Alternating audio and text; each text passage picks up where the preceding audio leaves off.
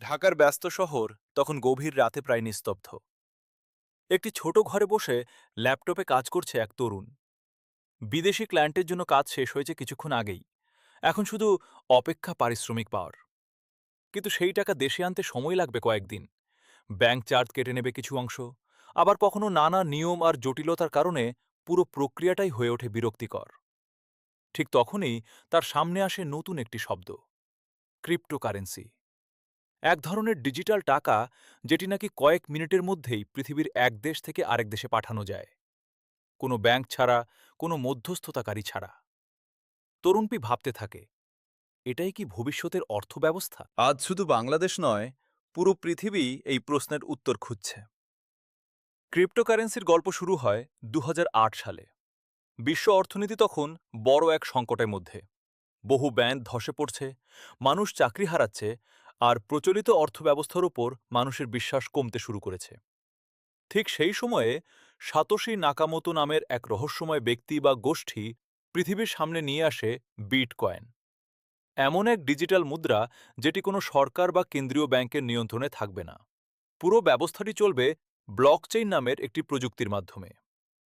শুরুর দিকে খুব কম মানুষই এটিকে গুরুত্ব দিয়েছিল, কিন্তু ধীরে ধীরে বিটকয়েনের দাম বাড়তে থাকে। কয়েক ডলারের ডিজিটাল মুদ্রা একসময় হাজার হাজার ডলারে পৌঁছে যায়। আর তখন থেকেই শুরু হয় নতুন এক উন্মাদনা। বাংলাদেশেও ধীরে ধীরে মানুষ ক্রিপ্টোকারেন্সি সম্পর্কে জানতে শুরু করে। বিশেষ করে তরুণ সমাজ, ফ্রিল্যান্সার এবং প্রযুক্তি প্রেমীদের মধ্যে এর জনপ্রিয়তা দ্রুত বাড়তে থাকে। কারণ বাংলাদেশের বাস্তবতায় এর কিছু সুবিধা সত্যিই আকর্ষণীয়। সবচেয়ে বড় সুবিধা হল আন্তর্জাতিক লেনদেন সহজ হওয়া। বাংলাদেশের লাখ লাখ তরুণ এখন অনলাইনে কাজ করছে। তারা বিদেশি ক্লায়েন্টের কাছ থেকে টাকা পায়, কিন্তু সেই টাকা দেশে আনতে অনেক সময় জটিলতার মুখে পড়তে হয়। ক্রিপ্টোকারেন্সি এখানে একটি দ্রুত বিকল্প হিসেবে দেখা দেয়। কয়েক মিনিটের মধ্যেই অর্থ লেনদেন করা সম্ভব।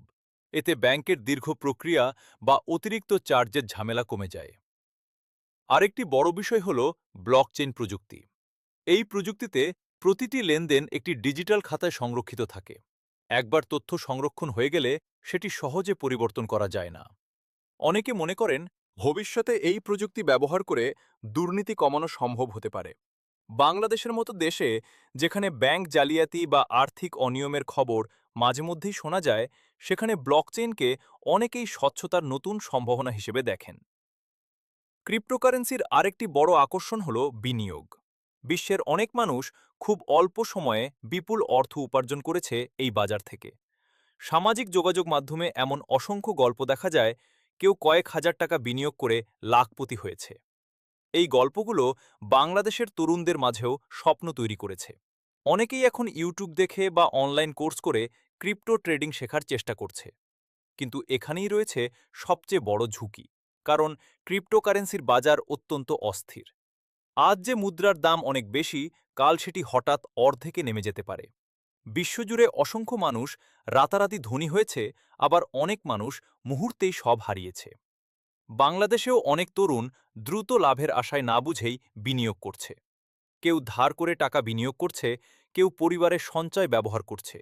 বাজার ধসে পড়লে তাদের জীবনেও নেমে আসে হতাশা। আরেকটি বড় সমস্যা হল প্রতারণা।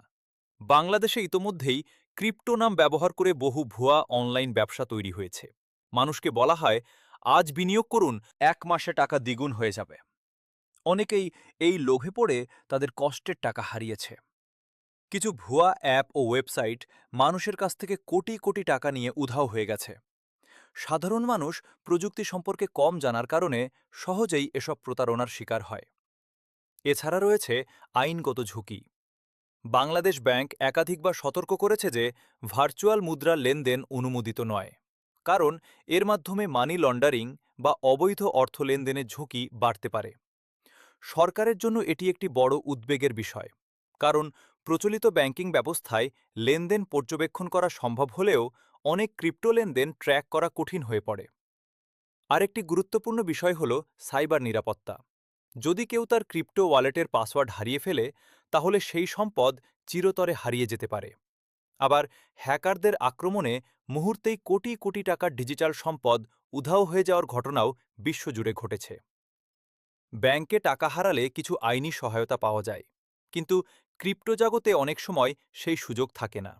তবে পুরো পৃথিবী এখন ধীরে ধীরে ডিজিটাল অর্থনীতির দিকে এগিয়ে যাচ্ছে। অনেক দেশ ক্রিপ্টোকারেন্সিকে পুরোপুরি নিষিদ্ধ করেনি, বরং নিয়ন্ত্রণের মধ্যে এনে ব্যবহার করার চেষ্টা করছে। কেউ নতুন আইন তৈরি করছে, কেউ কর আরোপ করছে, আবার কেউ নিজেদের ডিজিটাল মুদ্রা চালুর পরিকল্পনা করছে। বাংলাদেশের সামনেও ভবিষ্যতে একই প্রশ্ন আসতে পারে। প্রযুক্তিটিকে পুরোপুরি বন্ধ রাখা সম্ভব হবে, নাকি নিরাপদ নিয়ন্ত্রণ ব্যবস্থার মাধ্যমে এটিকে ব্যবহার করতে হবে? কারণ প্রযুক্তিকে থামানো কঠিন। একসময় মোবাইল ব্যাংকিং নিয়েও মানুষের সন্দেহ ছিল, কিন্তু আজ বিকাশ বা নগদ ছাড়া দৈনন্দিন জীবন কল্পনা করা কঠিন। ঠিক তেমনভাবেই ভবিষ্যতে ডিজিটাল মুদ্রাও হয়তো অর্থনীতির বড় অংশ হয়ে উঠতে পারে। কিন্তু তার আগে দরকার সচেতনতা। কারণ প্রযুক্তি কখনো নিজে ভালো বা খারাপ নয়, মানুষ যেভাবে ব্যবহার করে সেটিই তার ভবিষ্যৎ নির্ধারণ করে। একজন সচেতন মানুষ ক্রিপ্টোকারেন্সিকে ব্যবহার করতে পারে নতুন সুযোগ তৈরির জন্য। অন্যদিকে অজ্ঞতা আর লোভ একই প্রযুক্তিকে বিপদের কারণ বানাতে পারে। আজ বাংলাদেশ দাঁড়িয়ে আছে পরিবর্তনের এক সময়ে। কৃত্রিম বুদ্ধিমত্তা, ব্লকচেইন, ডিজিটাল ব্যাংকিং সবকিছু মিলিয়ে বদলে যাচ্ছে ভবিষ্যতের পৃথিবী। আর সেই পরিবর্তনের মাঝখানে রয়েছে ক্রিপ্টোকারেন্সি। একদিকে সম্ভাবনা, অন্যদিকে অনিশ্চয়তা। হয়তো আগামী কয়েক বছরেই পরিষ্কার হয়ে যাবে বাংলাদেশ এই প্রযুক্তিকে কিভাবে গ্রহণ করবে। কিন্তু আপাতত প্রশ্নটি এখনও রয়ে গেছে, ক্রিপ্টোকারেন্সি কি বাংলাদেশের ভবিষ্যতের অর্থনৈতিক সুযোগ, নাকি এটি এমন